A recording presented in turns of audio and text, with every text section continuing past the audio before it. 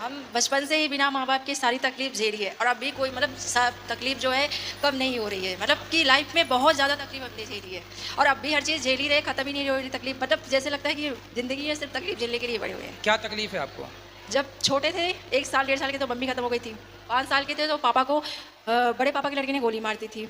इसके बाद फिर 1 महीने बाद मेरे भाई को जहर दे दिया गया था और एक बड़ी बहन थी जिसको जहर दे दिया। अब हम 3 बहन हैं और मेरी शादी भी हो गई है। शादी के बाद पति का कोई सपोर्ट नहीं। पति की शादी होने के बाद भी अकेले लाइफ में हम स्ट्रगल कर रहे हैं। तो लाइफ में सिर्फ तकलीफ ख़त्म नहीं हो रही है। हम सोच रहे हैं जो कि सबके साथ अच्छा करने के बावजूद भी अच्छा नहीं तो हो रहा। आपके भाई को बहन को जहर किसने दे दिया?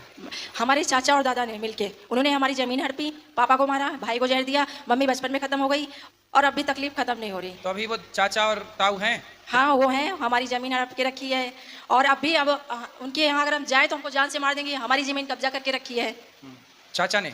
चाचा, बड़े पापा। तो आप लोगों ने केस वेस नहीं किया? केस किया था, बहुत छोटे-छोटे थे, 5 साल के थे।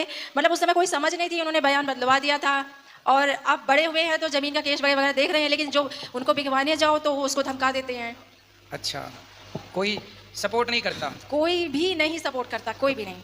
हम 3 ही बहन हैं और तो एक दूसरे तीनों का बहनों का विवाह हो गया? नहीं, सिर्फ़ एक का हुआ है, तो विवाह आपका किसने करवाया? बड़ी सिस्टर ने। आपकी बहन का विवाह हो चुका? नहीं, उन्होंने नहीं किया क्योंकि वो बड़ी थी तो ज़िम्मेदारी तो थी, तो तो उन्होंने अभी वो मेरा कहाँ हैं? अभी तो वो घर पे हैं। कोई चाचा के पास? नहीं, हम लोग अपने यहाँ मतलब मौसी के यहाँ रहते हैं।